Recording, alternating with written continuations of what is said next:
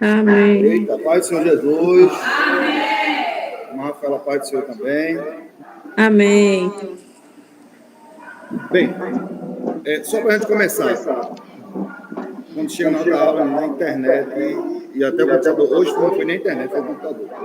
Ficou travado. Travou.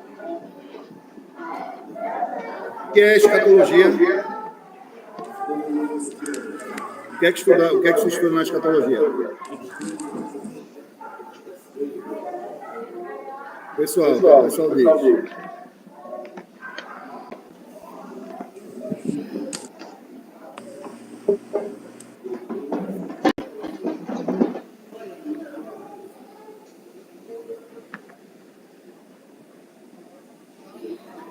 Você lembra onde a gente parou na semana passada? Purgatório.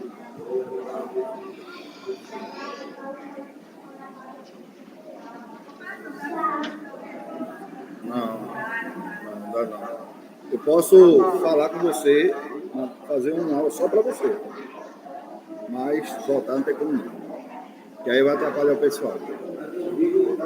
Faço um vídeo para você. Não, é só para você. Online. Bem, nós paramos aqui sobre o purgatório, tá? Então, todo mundo acredita, né? Principalmente os católicos, praticantes, acreditam muito na questão do purgatório. Então, a doutrina do purgatório, começamos com a ideia de que logo após a morte é determinada a condição eterna do indivíduo. Os que morrem em estado de impiedade vão diretos para o inferno, onde percebem de imediato que estão irremediavelmente perdidos. O sofrimento é proporcional à impiedade do indivíduo, quer dizer, é proporcional àquilo que ele fez de mal. Aquilo que ele fez de mal, aquilo que ele fez em vida. Assim a doutrina do purgatório. Será intensificado após a ressurreição. Por outro lado, os que estavam no estado perfeito de graça e penitência, os que estavam completamente purificados no momento da sua morte, vão direta e imediatamente para o céu. Aqueles que, embora em estado de graça, ainda não são espiritualmente perfeitos, vão para o purgatório. Quer dizer, o céu está complicado, né, para ele. Purgatório. Tomás de Aquino argumentou que a purificação que ocorre após a morte é feita por meio de sofrimentos penais. Nesta vida podemos ser purificados por obras de separação, mas após a morte, isso já não é mais possível. Quer dizer, a doutrina do purgatório, ela, no seu ensino, ela diz o seguinte, que você está em vida, então você praticou muitas coisas ruins. Quando você morrer, então você vai para o purgatório. Você vai pagar suas penitências para depois você ser purificado e aí sim entrar ao céu. Porém, Tomás de Aquino, já neste século, ele já vem no seu estudo dizendo que, inclusive a Bíblia também diz isso, que a purificação não é em morte, é em vida. Por isso que o que temos que fazer, faça em vida. Vai se purificar, se santificar no Senhor. Não, eu só vou aceitar Jesus no dia que eu morrer. Não, depois que morreu, olha, acabou. Não tem segunda oportunidade, não. Não tem purgatório, não. Entendeu? Não tem purgatório. Então, o céu ou inferno.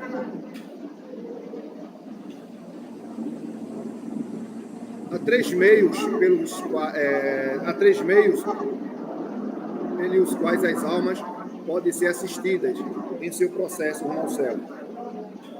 pelos que continuem na terra, a missa, as orações e as boas obras, quando chegar à perfeição espiritual, não restando nenhum pecado venial, a alma é libertada para o céu. Isso aqui está escrito lá no livro de Macabeus. Livro de Macabeus, para quem esqueceu, é um dos 7 livros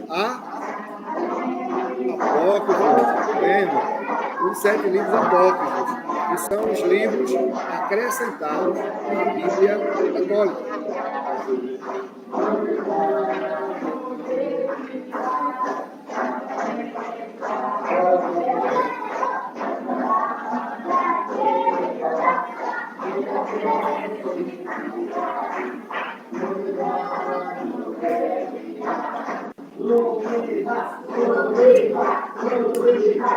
Então, o livro de Macabeus, segundo Macabeus, capítulo 12, versículo 43 ao 45, se você quiser depois olhar na internet o livro de Macabeus, aí você faz essa anotação, e se você tiver uma Bíblia católica, você dá uma lidazinha lá.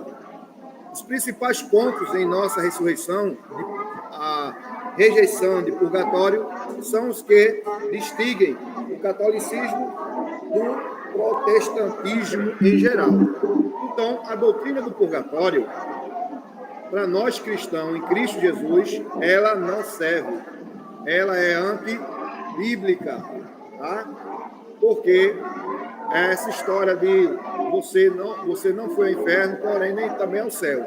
Você vai ao purgatório, vai pagar sua penitência, quando sua alma for purificada, quer dizer, pagar pelos seus pecados em morte, depois de morrer, aí sim, depois da purificação, vai ao céu. Então, Tomás de Aquino, ele combateu isso, porque ele viu nas Escrituras que a Bíblia fala totalmente diferente daquilo que é ensinado na doutrina do purgatório. Até aí, alguma dúvida? Podemos passar?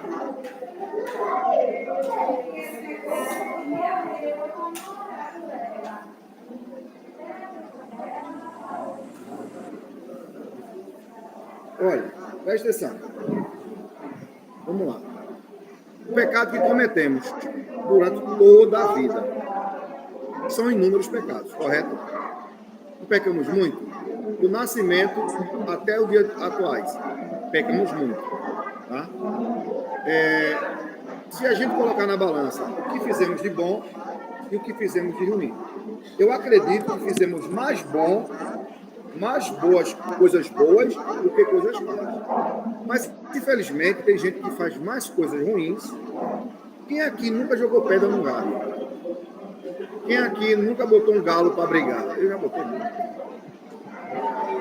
galo para brigar. Quem nunca aqui fez uma maldade com o animal, ou baixou e fazer a maldade com o animal é pecado? Claro que é. Claro que é. Claro que é. Né? Como já tem crente, olha, é inadmissível um cristão botar veneno para gato. Mas será que tem alguém matando um gato aqui? Eu não estou sabendo. Eu vou falando, né? Eu estou tocando essa história, não é por acaso, né? Mas vamos lá. Mas, no decorrer da nossa vida, a gente fez, ou a gente faz, ou cometemos tanto pecados, vamos falar assim, pecado inconsciente e pecado consciente. Pecamos realmente porque vivemos naquele período, vivemos naquele momento e pecamos. E até aquele pecado que pecamos, a gente sabia que já que é pecado, pecamos mesmo assim. Porém, no momento que estamos em Cristo, todos os nossos pecados é perdoado. Claro que toda ação ela tem uma reação. Tudo que fazemos, existe uma consequência. Existe uma consequência. Algumas são consequências poucas, outras são consequências grandes, mas o nosso pecado em si são perdoados. Agora dizer, depois que você morrer, aí sim, o que você fez de mal, você vai no purgatório pagar todos os seus pecados lá, e quando sua alma estiver purificada, aí você vai para o céu. Não, isso é a doutrina do purgatório, que está no ensinamento dos escritos católicos. Acredita nisso, no purgatório. Inclusive, nem todo católico acredita nisso. Nem todo católico acredita nisso. Porém, nós bem sabemos que a Bíblia diz: após a morte, segue-se o juízo. Em vida, ou você se arrepende, ou não tem nem acordo. Então, doutrina do purgatório é bíblico? Não. É antibíblico. Se é antibíblico, não nos serve. Amém? Vou adiantar. A ressurreição instantânea. A ideia de uma ressurreição instantânea, ou mais precisamente, um revestimento instantâneo, essa é a crença de que, logo à morte, o crente recebe um corpo ressurreto, prometido em 1 Coríntios 15. Paulo está pensando de uma ressurreição futura do corpo. O fato é, porém, que a antropologia de Paulo era tal que ele podia defender tanto a ressurreição futura do corpo como uma sobrevivência desencarnada. Jesus mesmo deu ênfase a um tempo futuro em que os mortos serão ressuscitados. Rapidamente, vamos dar uma olhadazinha em João 5, 25 ao 29.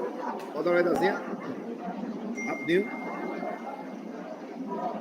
Gente, eu estou correndo um pouco, mas qualquer coisa me interrompa, que a gente diminui um pouco a velocidade da voz, porque o slide ainda tem muita coisa, a gente tem que terminar essa aula hoje.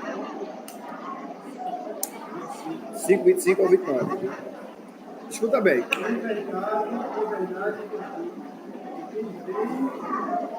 Que vem a hora, e agora é entre os mortos ouvirão a voz do Filho de Deus. Os que ouvirem viverão.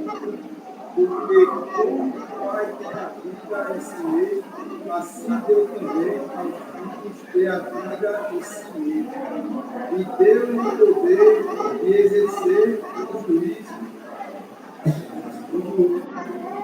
Porque é o Filho do homem.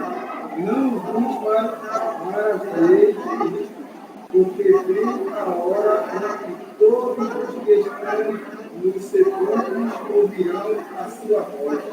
Os que fizeram o bem serão para a ressurreição. Olha, tá vendo? Os que fizeram o mal para a ressurreição da condenação.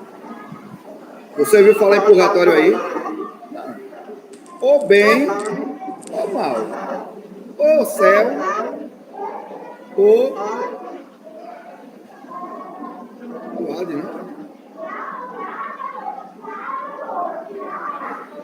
Vejamos que Paulo, quando ele fala, né?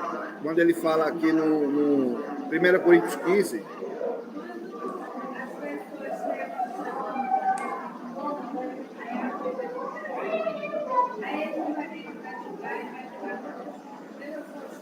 a gente chega lá. Segura aí, a gente chega lá. Segura aí. A gente tá, por enquanto, ainda preparando a morte. Daqui a pouco a gente chega lá. Já tá ressuscitado já. Nem morreu, já quer ressuscitar. A gente chega lá. Bora lá. Depois você lê em casa Coríntios 15. Mas eu quero que você entenda que o purgatório, ela não é bíblico, tá? Tudo que fizer de bem, ou que fizer de mal. Ok. E quando é que eu sei que eu fiz o bem? Quando é que eu tenho? Quando é que eu sei que é o certo? Porque olha, vamos lá. O que é certo para você pode não ser para mim. Por exemplo, vou usar a Marisa, quando vou usar a minha irmã. Qual é a cor que a senhora gosta? A cor verde. Aí digamos que eu não gosto de verde. Para mim, a melhor cor seja preto. Aí outro vai dizer, preto, pastor, não gosto. Entendeu? Então, assim, o que é verdade para você pode não ser para mim. É isso exatamente isso que estamos falando. o que é cada um da gente, se a gente for pensar que dentro das nossas possibilidades intelectuais, emocionais, ou até espirituais, o meu pensamento é como eu penso, o certo é o que eu acho, então cada um vai ter também uma opinião divergente do que a minha. E isso vai gerar um grande problema. Por que que todo país, toda cidade, vamos lá, todo país existe uma lei regente. No Brasil existe uma lei, no Estado americano existe uma lei, a China existe lei, cada país existe uma lei.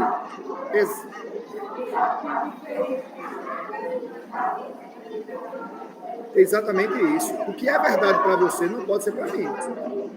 Então, a verdade...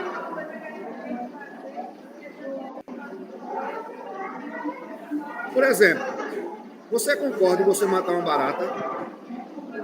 Sim. Mas se eu disser a você que tem gente que vai dizer que maldade, matar um inseto é uma vida na sua perspectiva, mas talvez na perspectiva de outra pessoa não seja assim. Então, assim, se nós pensarmos, por isso que eu volto a frisar, há países, todo país existe uma lei regente, toda cidade, todo município existe uma lei regente. Por quê? Porque vai se basear através daquela lei. O que não for, o que sair da lei, se torna contra a lei. Quando trazemos para a questão Deus, Senhor, a gente vai ver que existe uma verdade estabelecida e o ensinamento dele. Então, como é que eu sei que o que eu estou fazendo é bem? Quando eu me baseio através da vontade de Deus e através da Bíblia Sagrada. E você sabia que toda lei que é feita partiu da Bíblia? A Bíblia foi o livro usado para que leis fossem estabelecidas nos países. Por exemplo, a lei patriarcal. De onde surgiu isso? Marido, mulher, pai, mãe, filho. De onde partiu isso? Como é que o ser humano teve a capacidade de entender isso? Bíblia. A Bíblia foi usada. Tanto aqui, no ano de 1988, tá? Foi 1988, foi a Carta Magna, foi a Constituição. Então, o que partiu foi exatamente a Bíblia que foi usada. Foi dela. Ela foi a raiz, ela que foi o norte para que as leis, claro, que depois foram ter outras leis, coisas que realmente a Bíblia não ensina. Mas, logo nos primórdios, a Bíblia foi usada para isso. Então, quando eu sei que eu estou fazendo bem? Quando a Bíblia me aponta isso. Eu estou fazendo bem. Aí eu volto àquela palavra. O que é bem para você pode não ser para mim. Mas quando usamos agora Deus, palavra de Deus, as escrituras santas, a vontade de Deus, então a gente vai saber. Porque imagine um embate que fica aqui, eu estou certo. Aí você vai dizer, eu estou certo. Você já viu um tribunal, como funciona um tribunal? Tribunal de Justiça. Fica lá, o advogado de defesa, o promotor acusando, o juiz olhando, o réu, ele fica ali, né? Só ouvindo. Aí vem testemunha de acusação, testemunha de defesa. Tudo isso para quê? Para eles explicar, o advogado tentar mostrar que o seu cliente, ele estava certo. Ele não cometeu crime. Ele, entendeu? Ou tentar amenizar o estrago que foi. E o promotor, ele vai de todo jeito querer mostrar que ele errou. Então, o que é que vai dizer? O que vai dizer é a lei.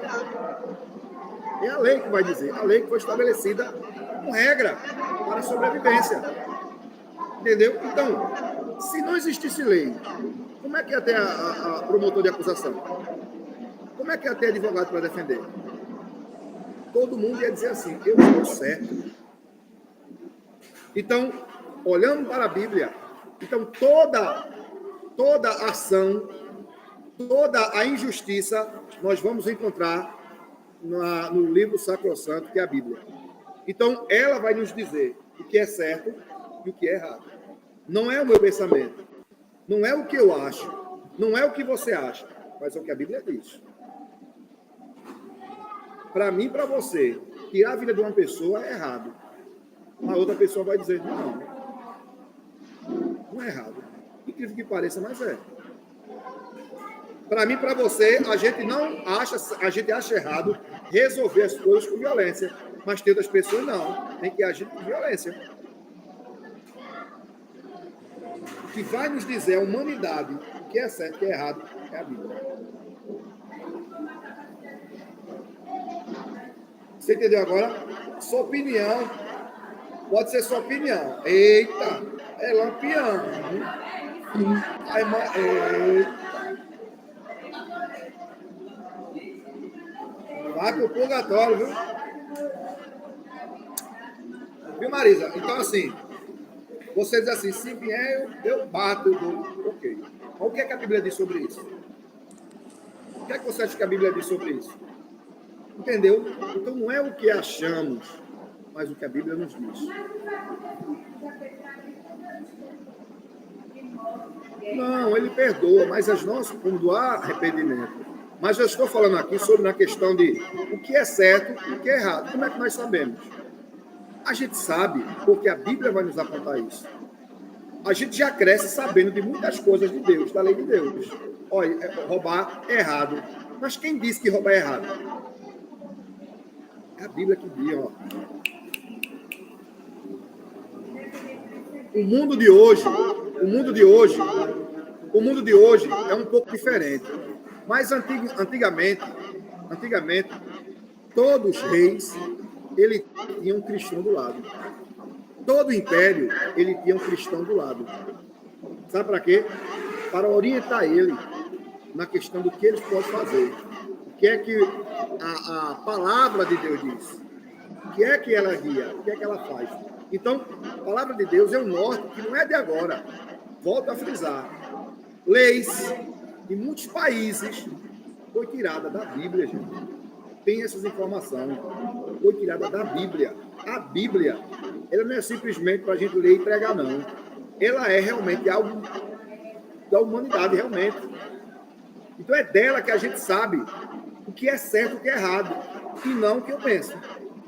Aí eu boto, se eu for na questão de pensamento, você tem um pensamento diferente do meu. Olha o que é que vai quebrar a nossa força. O que é que a Bíblia diz?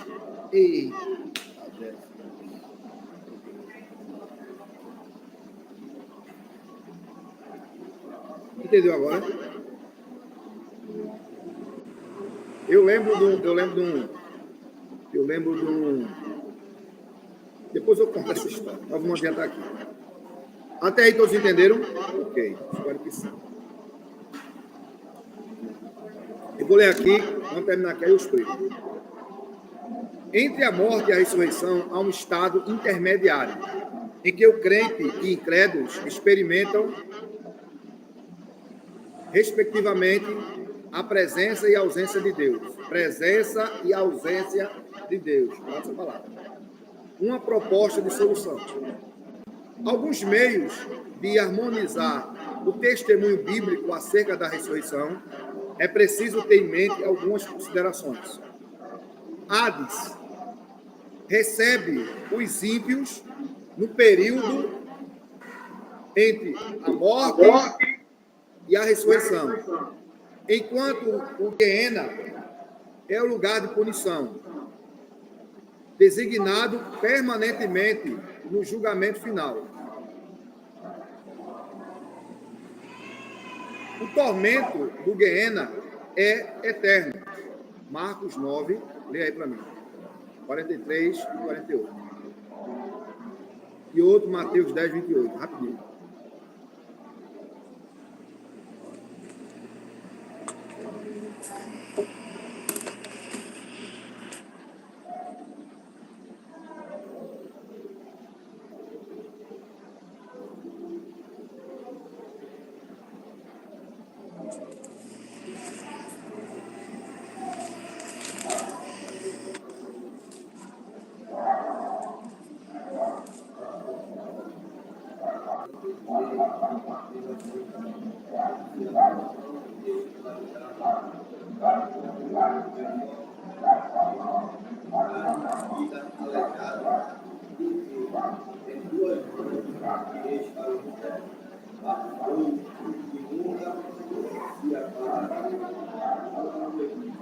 E o 48. E o 48. 43 e o 48.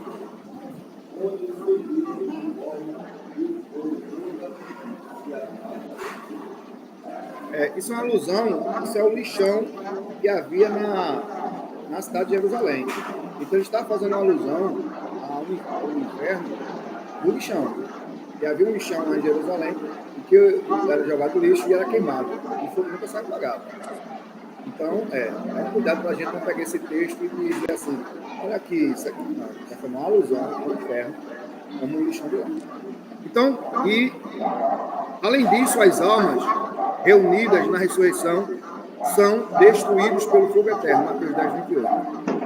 Isso se contrapõe à ideia de alguns pais da igreja primitiva, de que todos que morrem, juntos e justos e injustos, igualmente desce ao Sheol ou ao Hades, uma espécie de estado sombrio de sonho, em que aguardam pela vida do Messias.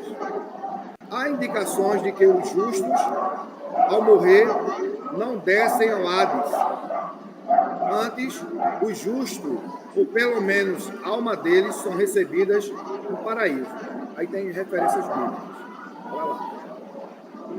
Concluímos que, na morte, os crentes vão ser imediatos para um lugar, em um estado bem-aventurança, enquanto os incrédulos passam a experimentar dor, tormento e punição. Embora não haja provas claras, é possível que esses sejam os próprios lugares que os crentes e os incrédulos irão após o grande julgamento na presença do Senhor. Então, eita glória, menina benção. Cuidado, minha benção. Olha, vejamos o seguinte. Eu vou ser honesto com vocês nas escrituras, tá? No original, a gente não vai encontrar a palavra inferno. No original. A palavra a gente vai encontrar Hades, Gehenna, Gehenna. E vamos encontrar também Sheol, que sepultura, morte, realmente, que chamamos de inferno. E o inferno é real? Sim. Quando faz a Bíblia, escreve, ele coloca já a tradução inferno. Mas se alguém dizer assim, ô irmão, mas na Bíblia não tem escrito inferno, realmente. Porque esta palavra inferno, realmente não havia tradução realmente ao grego, mas tinha lá Hades, Sheol, Gehenna, que são estado de morte, quando o cara morre. A primeira morte e também a segunda. Então, já traduzindo para a palavra para o português, né? Já para as linguagens de hoje, inferno. Então, o inferno realmente ele é real. Tá? Agora, todos que morrem, aí a pergunta é, quando o crente morre, ele já recebe um corpo glorificado? Não. Muito bem. Quando o crente morre, e morre o ímpio, morre o justo e o injusto. Certo? O crente já sabe, não, eu vou terminar. Quando os dois morrem, tá? Os dois, eles vão habitar no mesmo local.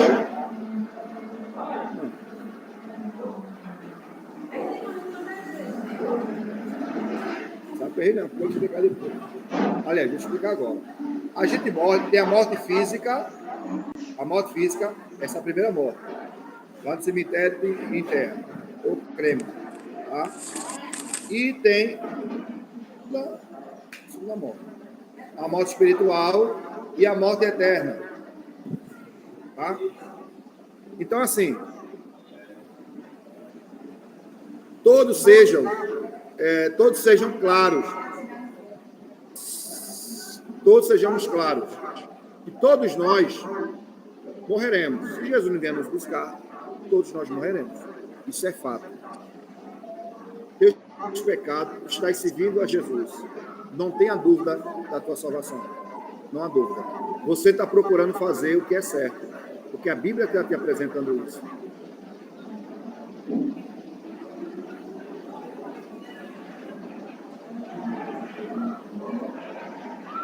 Bem-aventurança é o estado de onde? Certo, ele vai habitar.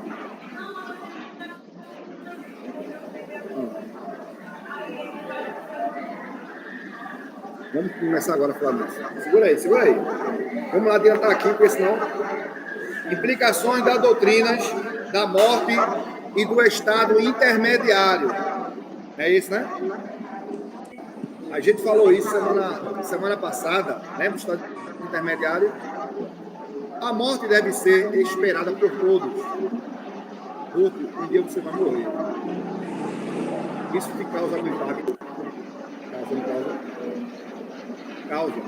Se a gente chegar e dizer assim, Marisa, um dia você vai morrer, isso vai causar um impacto. Porque a gente não morre para a gente. A gente tem a gente tem assim, a gente tem um pouco de medo da morte. Mas quando entendemos o que é realmente o estado de morte, a gente não tem mais medo. Essa é a intenção, da gente perder esse medo que é a morte. Mas todos passaremos por ela. Crentes e incrédulos. A menos que estejamos vivos por causa da volta de Cristo. Também passaremos por ela. Portanto, não é preciso temê-la, pois a sua maldição foi removida pela morte e a ressurreição de Cristo. Lembra da aula passada? Que a morte foi a punição da humanidade. Então, esse estado, né, de maldição foi revogado em Cristo. Porém, passaremos por ela, por essa primeira morte. A não ser se Jesus vier. Aí podemos enfrentá-la em paz, pois sabemos que agora obedecer os propósitos do Senhor, tanto nesta vida como na vida do porvir, a base do relacionamento do crente com Deus é a graça, não as obras. Por exemplo, nós somos salvos por que meio?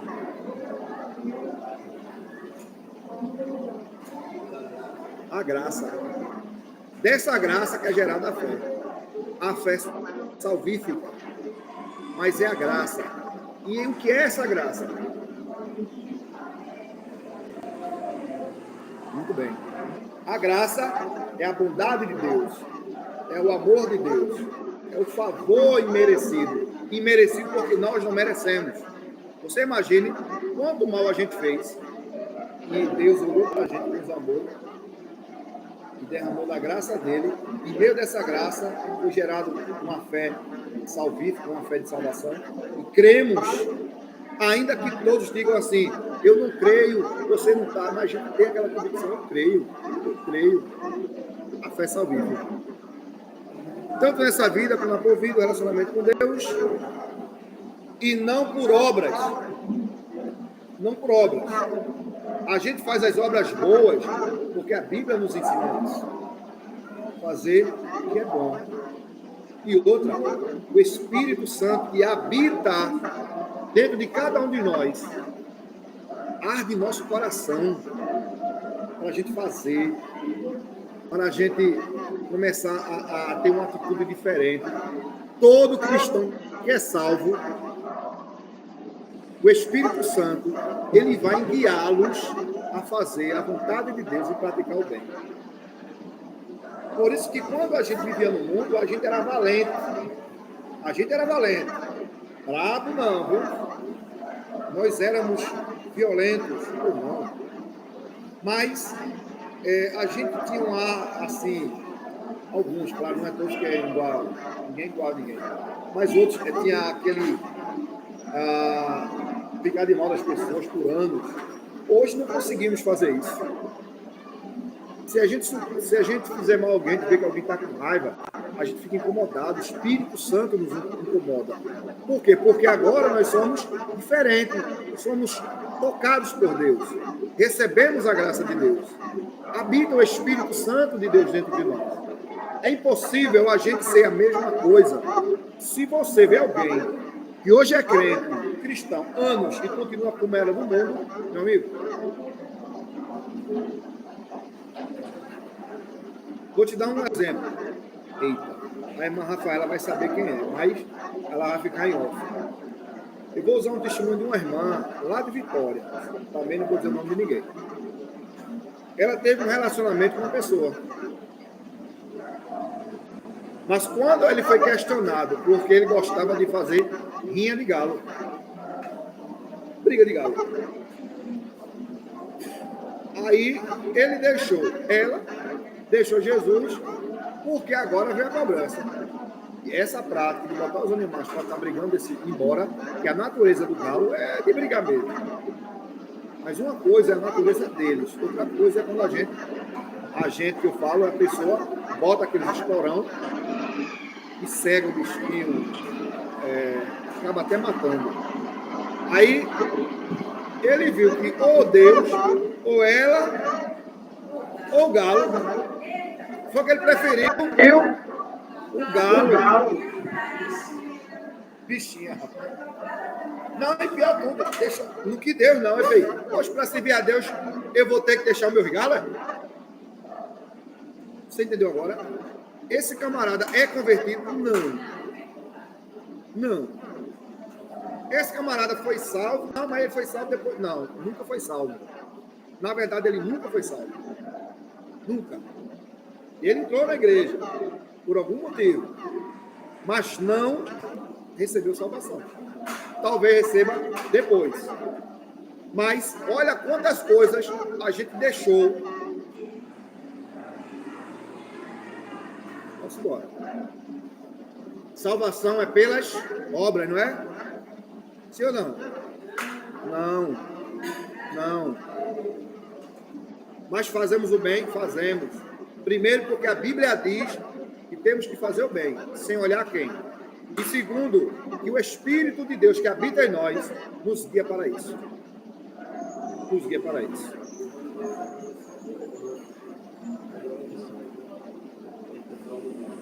É o Espírito Santo. Ela não vai influenciar em nada. Porém, ela vai dizer muito a respeito se realmente nós temos Deus, se realmente somos salvos. Em que momento? É inadmissível um cristão ser salvo, ter o Espírito Santo e não ama as pessoas. Exato. Entendeu? Eu ajudo alguém na rua, não para ter like, não para estar mostrando que eu ajudo, mas porque eu sinto isso no meu coração. Eu sinto a dor daquela pessoa de estar naquela condição. Tá? Entre outras muitas coisas. Então, todo cristão salvo, gente, primeiro, a Bíblia diz que tem que ser assim, fazer o bem. Segundo, que o que está em nós, ele vai nos guiar para isso. Todo cristão salvo, ele é guiado para fazer o bem. Cristão salvo não é guiado para fazer mal, não, viu? Mas fazer o bem. Aleluia.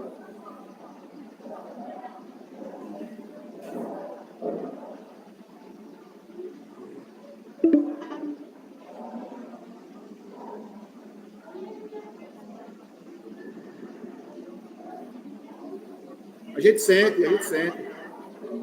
Eu não sei vocês, mas quando a gente muitas vezes está conversando e a gente depois, quando vai embora, a gente sente assim, rapaz, eu acho que eu falei demais. Há uma coisa dentro da gente dizendo, você falou demais. Não é? Já aconteceu com você isso? Acontece? Pronto. Você acha que está colocando isso em você? Deus. O Espírito Santo está dizendo, ó, você está falando demais. Feche mais a boca. Vigie mais. Entendeu? É tremendo. Às vezes entra um problema, falando demais.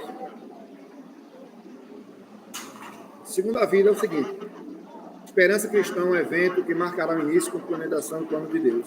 A definição do evento. Tem muita coisa aqui, mas vou adiantar. Né? Muitos textos bíblicos indicam claramente que Cristo está para voltar. Jesus mesmo promete que ele voltará. Mateus 24, 25. Ele diz, então aparecer no céu o sinal do Filho do Homem. Todos os céus com poder e muita glória. 24, 30.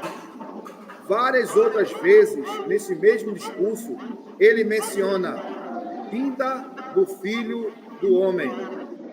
Aí tem referências bíblicas. Na audiência com Caifás, Jesus disse, eu vos declaro que, desde agora, vereis o Filho do Homem assentado à direita do Todo-Poderoso e vindo sobre as nuvens do céu. Mateus 26, 64. E João nos conta em João 14, 3.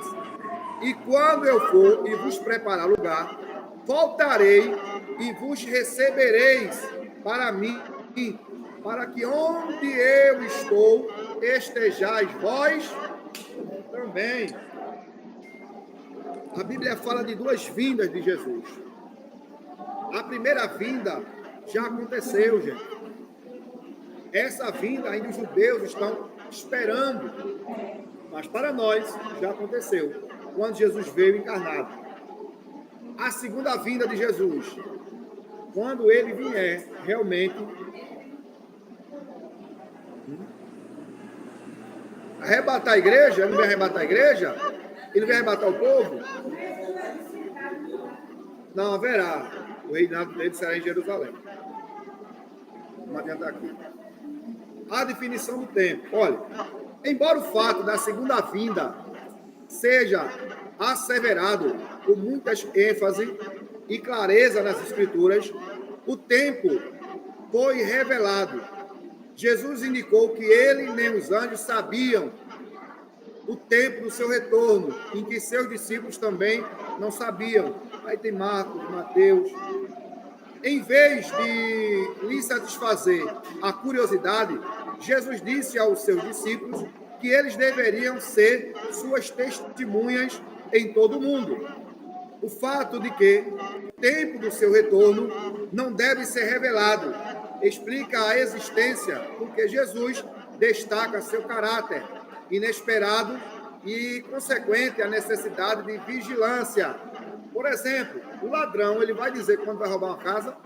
Não, ele vem pronto e diz que o Filho do Homem virá como um ladrão.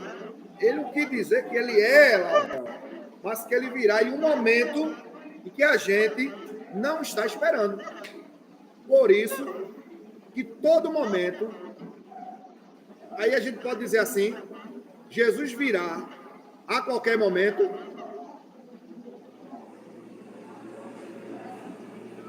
Vou pegar vocês agora, viu? Jesus virá em qualquer momento.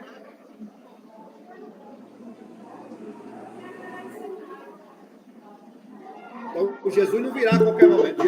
Jesus virá num momento. Agora, o problema é que momento. Mas aí tem o seguinte.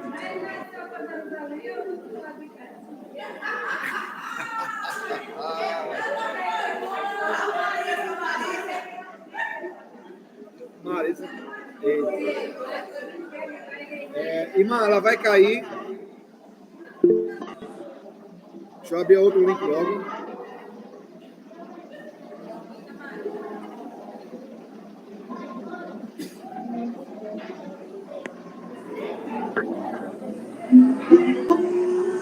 Olha, Jesus não virá a qualquer momento.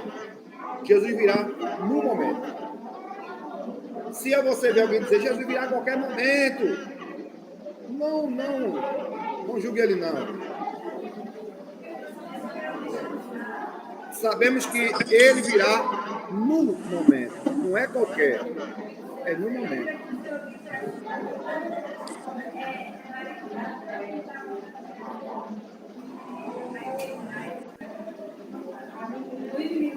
O anticristo ele apresentará, ele aparecerá. Quem é que sabe? Ainda não. Pelo menos ainda não foi revelado ao mundo. O anticristo, o anticristo, o anticristo.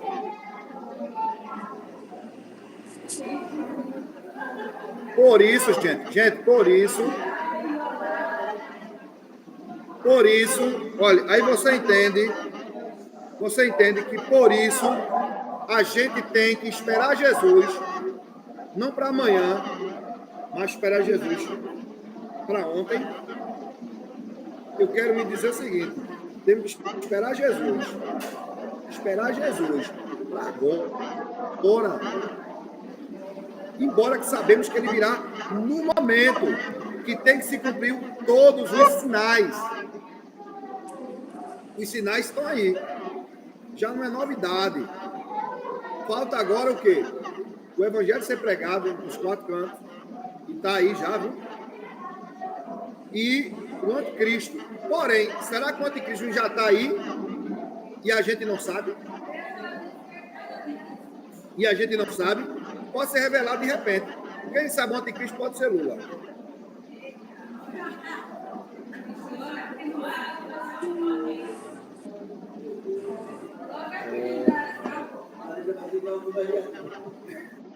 Então, assim, então estamos esperando Jesus, porque assim é fácil demais.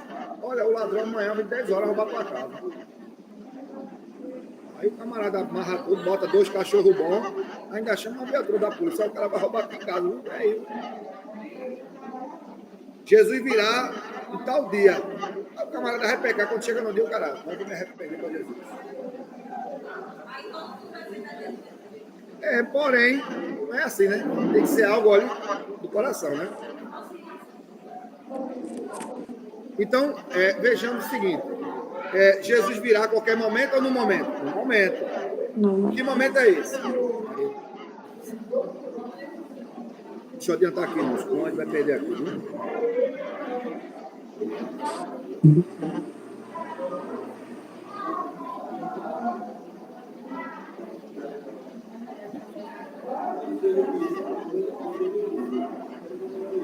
Quando ele disse, nem um filho do homem, né? Naquele momento ele estava falando como homem. Muito bem. Né? É claro, ele como Deus, ele sabia. E ele sabe. Tanto é que ele disse, né? Vós sereis minhas testemunhas. Os sinais virão. Os sinais dirão. Né? Os sinais dirão. O povo do interior, antigamente, ele era interessante. Eles sabiam mais ou menos as horas olhando para o tempo. Quando é que a gente sabe que vai chover? A gente olha pelos sinais, né? Olha para cima, a gente vê que o sol está frio, está um vento, né? As nuvens estão um pouco acinzentadas. Aí a gente presume, rapaz, o tempo está dizendo que vai chover. Não é? Então, assim, Jesus estava dizendo que sinais vai acontecer. Quando acontecer, embora que quando Jesus falava, os discípulos pensavam que era aquele momento. Não é aquele momento, mas um momento futuro. E nós estamos praticamente vivenciando esses momentos. Olha, filho contra pai, pai contra filho, terremoto, maremoto. Quem diria que o Brasil ia ter terremoto, teve em Caruaru?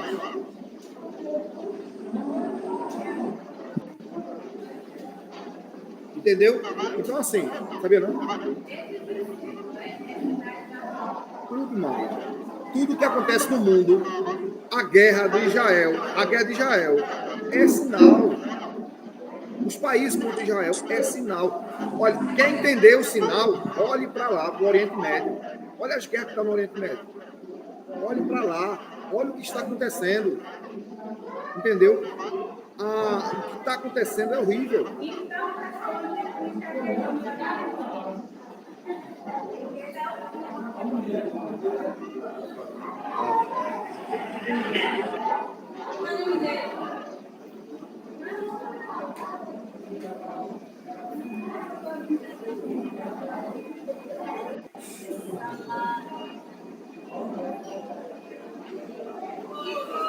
aí que o negócio quer passar, não.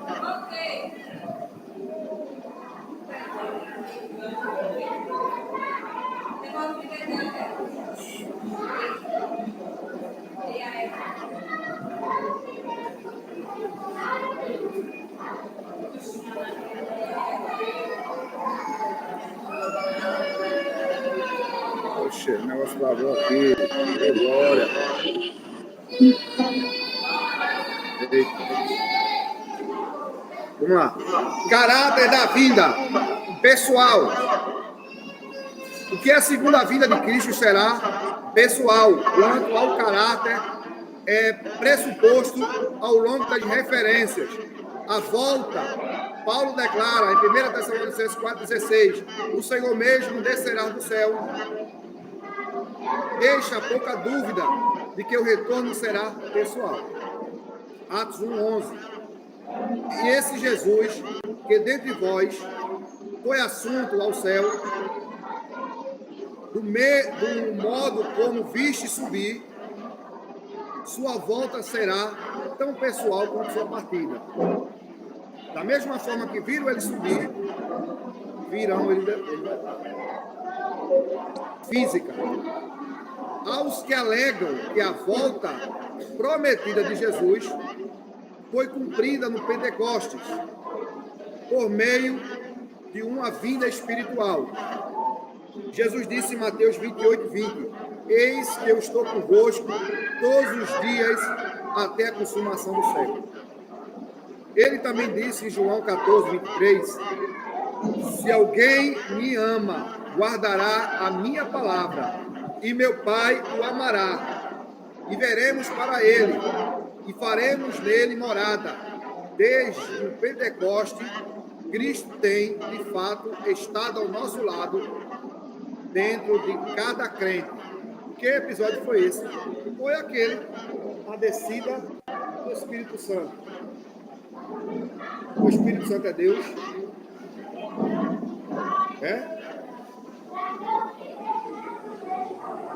É Jesus também?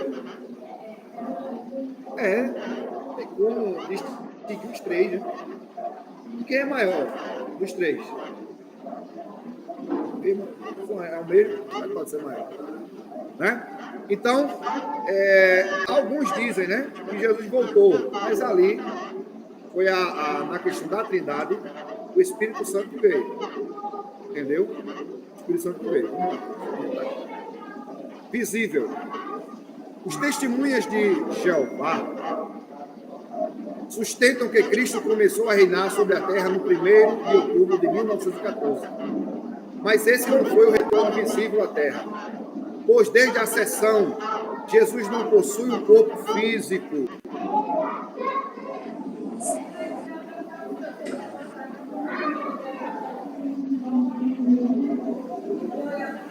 Também não foi uma volta literal, já que foi no céu que Cristo subiu ao trono. Sua presença, portanto, é por natureza.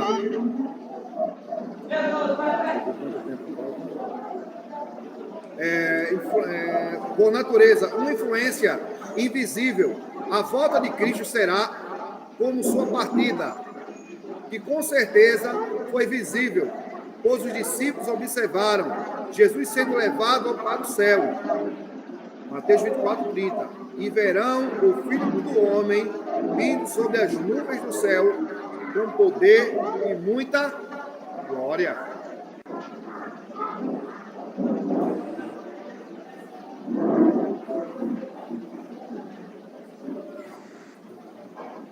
Quase no fim.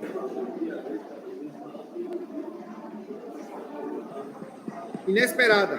Embora a segunda vinda seja partida de vários sinais,